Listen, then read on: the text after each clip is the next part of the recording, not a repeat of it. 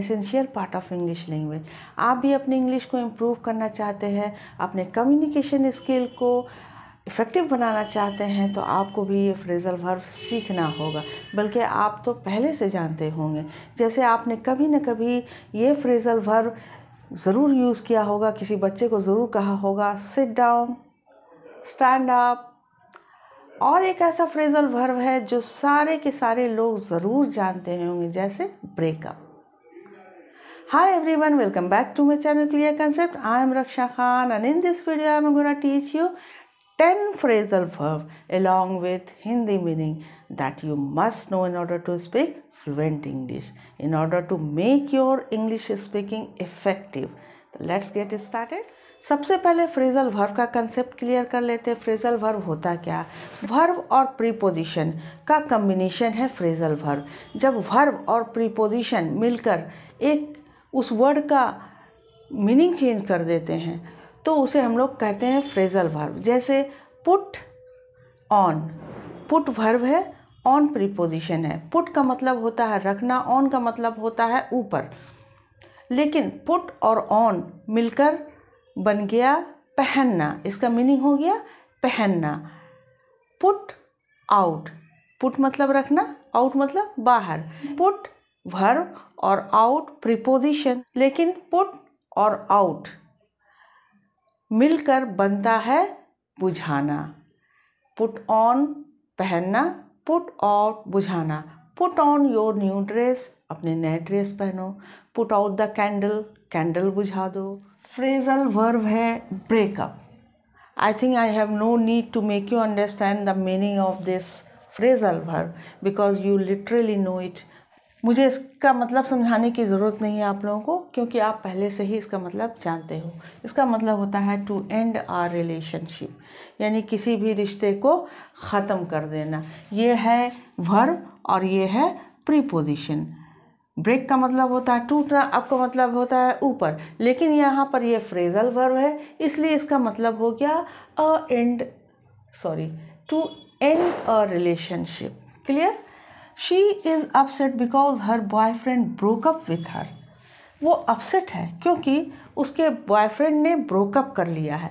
Broke up, यहाँ पर broke जो है वो पास्ट में है, क्योंकि ये पास्ट की बात हो रही है। बॉयफ्रेंड ने ब्रोकअप कर लिया, इसलिए ये उदास है। ये प्रेजेंट है और ये पास्ट है, तो ब्रेक अप को ब्रोकअप की तरह यूज़ किया गया है। नेक्स्ट है I need to break up with my boyfriend because of many reason. मुझे ज़रूरत है अपने बॉयफ्रेंड से ब्रेकअप करने की बहुत सारे रीज़न की वजह कर, बहुत सारे कारणों की वजह कर। ब्रेक अप, ये हो गया को फ्रेज़ल वर्ब। ये फ्रेज़ल वर्ब सबसे पहले इसलिए मैंने लिया है कि ये बहुत ही आम फ्रेज़ल वर्ब है जो सब लोग जानते हैं और इसको समझने में भी आसान होगा। दूसरा जो है फ्रेज़ल वर्ब है ब्रेक इन। ब्रेक इन के ऐसे तो डिफरेंट टाइप ऑफ मीनिंग है, लेकिन यहाँ पर फोकस जो करना है उसका मतलब है to make new shoes comfortable by wearing them. मतलब कोई भी नए शूज़, हम लोग नए चप्पल ख़रीद कर लाते हैं तो उसको शुरू में पहनने में अनकंफर्टेबल लगता है। कभी टाइट लगेगा, कभी लगता है कि चलने से कहीं छाले ना पड़ जाएं, कभी अनकंफर्टेबल लगेगा। तो उसको पहन कर यानी यूज़ कर के उसको कंफर्टेबल बनाना, उसके लिए यूज़ करते हैं ब्रेक इन। जैसे you should break in your new shoes before wearing them to a big event. यानी नए शूज़ को किसी भी बिग इवेंट में जाने से पहले पहन कर उसे कंफर्टेबल बना लेना है। You should break in your new shoes before wearing them to a big event.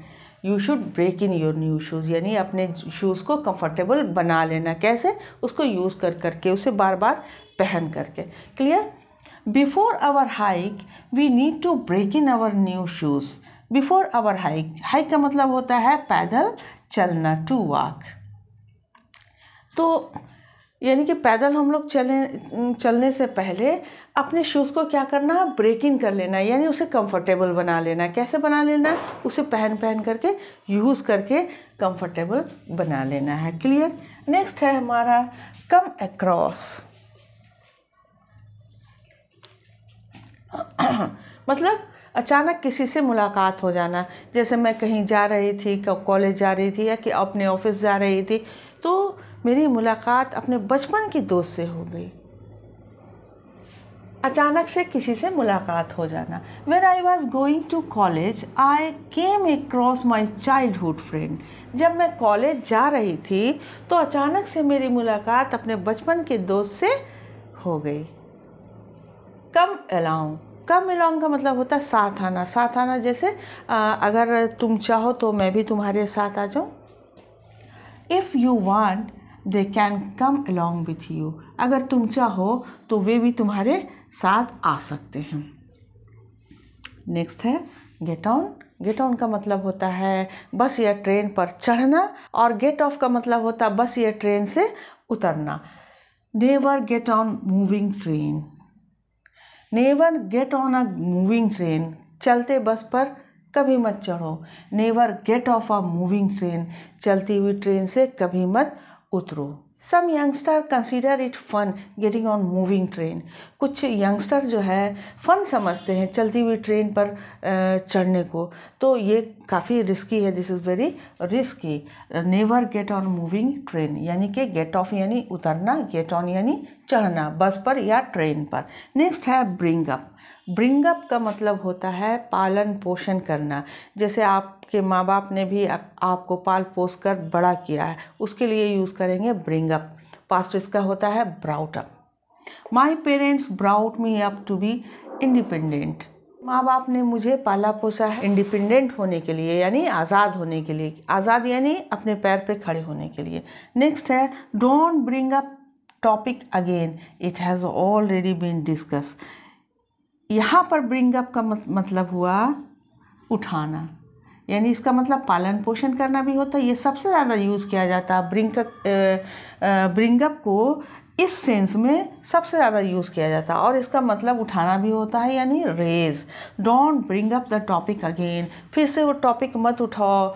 Because it has been already discuss, क्योंकि इसकी चर्चा पहले भी हो चुकी है। यहाँ पर बिकॉज का मैंने यूज़ किया, आप कर भी सकते हो कॉमा लगा कर भी, ठीक है, दोनों का मीनिंग एक ही होगा। Don't bring up the topic again, it has already been discussed. फिर से वो टॉपिक मत उठाओ, इसकी चर्चा पहले ही हो चुकी है। नेक्स्ट है ब्रिंग आउट। ब्रिंग आउट का मतलब होता है लाना या बाहर लाना। बाहर लाना का दो सेंस है। कोई चीज़ को बाहर लाना, जैसे अपनी बुक को के बैग से बाहर निकालो, या अपने टैलेंट को बाहर निकालना। मेरे अंदर अगर छुपा कोई टैलेंट है उसको बाहर निकालना भी ब्रिंग आउट होता है, जिसको हम कहते हैं उजागर करना। दोनों के सेंस में देख लेते हैं। Bring out your books from your bag, अपने बुक्स को बैग से बाहर निकालो, यानी बाहर लाओ, लाना, बाहर लाना। The artist new exhibition bring out his true talent, यानी आर्टिस्ट का जो न्यू एग्जीबिशन है, न्यू प्रदर्शनी लगाता जो है, वो उससे उसकी सच्ची टैलेंट बाहर आती है। उसके अंदर जो टैलेंट है वो बाहर आती है, यानी उजागर होती है। बाहर लाना, bring out. I hope you enjoyed the video. I will catch you next time.